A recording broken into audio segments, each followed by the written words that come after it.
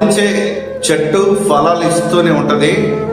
ఫలించని చెట్టు ఫలించే చెట్టు గురించి అవమానకరంగా మాట్లాడుతూనే ఉంటది. ఎందుకు ఈ మాటలు చెప్తున్నానంటే, దేవుని బిడ్డలారా, నువ్వు ఫలిస్తున్నప్పుడు, అభివృద్ధి పొందుతున్నప్పుడు, నువ్వు దీవించబడుతున్నప్పుడు, దేవుడు నిన్ను దీవించినప్పుడు వారు ఓర్వలేక, చూడండి, చెట్టుని ఆ ఫలాలు బాగా ఫలించినప్పుడు రాళ్ల తీసుకుని కొట్టినప్పుడు అది ఫలాలు ఇస్తూ ఉంటుంది. ఎందుకంటే రాళ్ల దెబ్బలు తిని కూడా ఫలాలు ఇస్తూ ఉంటుంది. కనుక దేవుని బిడ్డలారా, ఈ ఫలించే చెట్టుని ఫలించని చెట్లు మాట్లాడతాయి. ఫలించే వ్యక్తిని ఫలించని వ్యక్తులే మాట్లాడతారు, అవమానిస్తారు, బలహీనపరుస్తారు, అవహేళన చేస్తారు.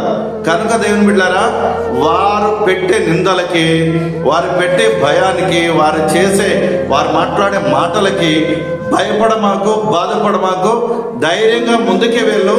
ప్రభు నిన్ను ఇంకా ఆశీర్వదిస్తాడు, ప్రభు నిన్ను ఇంకా లేవనెత్తుతాడు, ప్రభు నిన్ను ఇంకా కనపరుస్తాడు.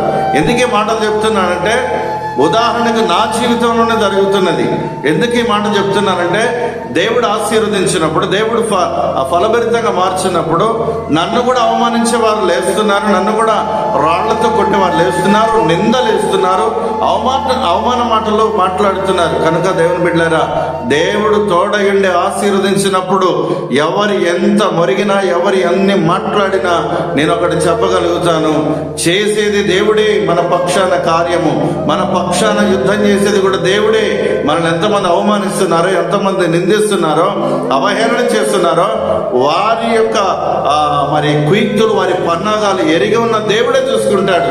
కనుక నీ ఫలింపు, నువ్వు దేవుడు ఇంకా నిన్ను ఫలిస్తూనే ఉంటాడు. నువ్వు ధైర్యంగా ముందుకెళ్ళు, ప్రభువుతో ఉండు. ప్రభుని ఆశీర్వదించును గాక. ఆమేన్.